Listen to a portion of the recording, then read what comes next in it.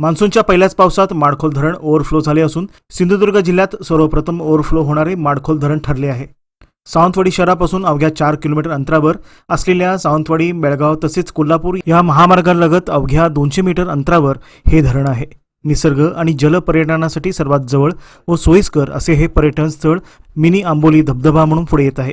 या निसर्गरम्य धरणासह या धरणाच्या फेसाळणाऱ्या विस्तृत ओव्हरफ्लो धबधब्याचा आनंद लुटण्यासाठी दरवर्षीप्रमाणे या ठिकाणी पर्यटकांची गर्दी होणार आहे। पर्यटक या धरणाच्या आल्हाददायक वातावरणासह मोहिनी घालणाऱ्या विसर्गाच्या धबधब्याचा मनमुराद आनंद लुटतात। सेल्फी पॉइंटसाठीही हे धरण प्रसिद्ध होत आहे। या ठिकाणी आलेला प्रत्येक पर्यटक दरवर्षी वर्षा पर्यटनात आवर्जून भेट देतो। एवढे अफाट निसर्ग सौंदर्य आणि मनाला शांती या निसर्गरम्य धरणात आहे। त्यामुळेच या ठिकाणी जिल्हावासियांचा ओघ वाढत आहे। या ठिकाणी काही सोयी सुविधा उपलब्ध आहेत।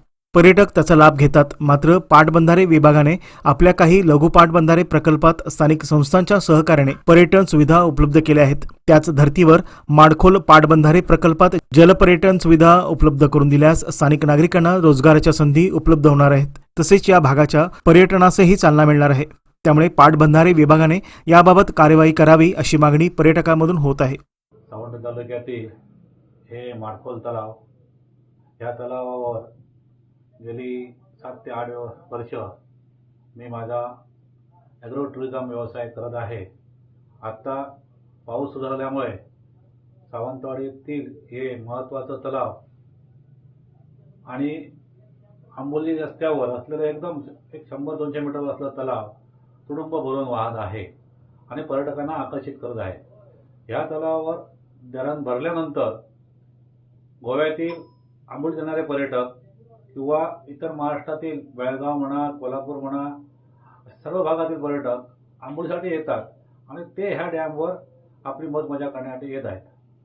मला असं वाटतंय शासनाने टाटा कन्सल्टीच्या सर्वेमध्ये केलेल्या टुरिझमचा जो आराखडा तयार केला त्यामध्ये हे माडखोल तलावाचा समावेश होता। त्यामुळे ह्या धरणावर प्राथमिक ज्या सुविधा पाहिजेत ह्या अत्यंत महत्त्वाच्या आहेत। आता पर्यटकांची इथे ओघ लागणार आहे, त्यामुळे काही सुविधा आहेत। उदाहरणार्थ वॉटरफॉल्समध्ये उतरण्याची शिडी किंवा संरक्षक रेलिंग, टॉयलेट बाथरूम अशा सगळ्या सुविधा तिथे असणं खूप गरजेचं आहे। दुसरी म्हणजे इथे होणारी दारू पिऊन दंगामस्ती करणाऱ्या पर्यटकांना कंट्रोल करण्यासाठी सुद्धा काहीतरी उपाययोजना करणे खूप गरजेचं आहे।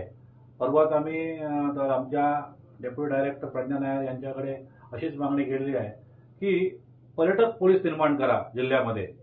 हे पर्यटक पोलिसांमुळे थोडंसं कंट्रोल येईल आणि हे जे काय मध्यधुंदामध्ये पर्यटक जे धिंगाणा घालून पर्यटकांना बुजवतात, म्हणजे जे काय कौटुंबिक फॅमिली घेऊन कुटुंब घेऊन येत असतात फॅमिलीना ते बुजवत असतात, त्यामुळे हे पर्यटक लांब होतात।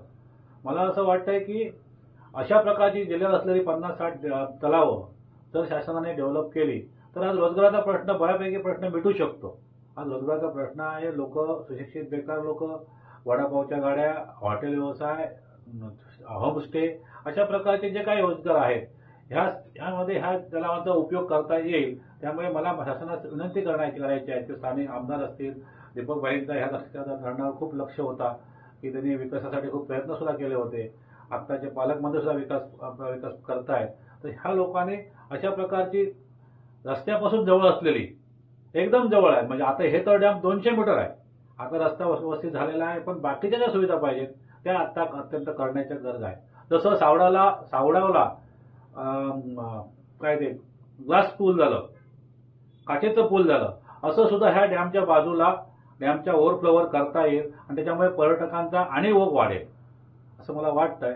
त्यामुळे मी आपल्याला विनंती करतोय आणि तुम्ही तरुण भारतचे पत्रकार म्हणून इथे येऊन आमची ही सगळी माहिती करतायत आणि प्रसिद्धी करतायत त्याबद्दल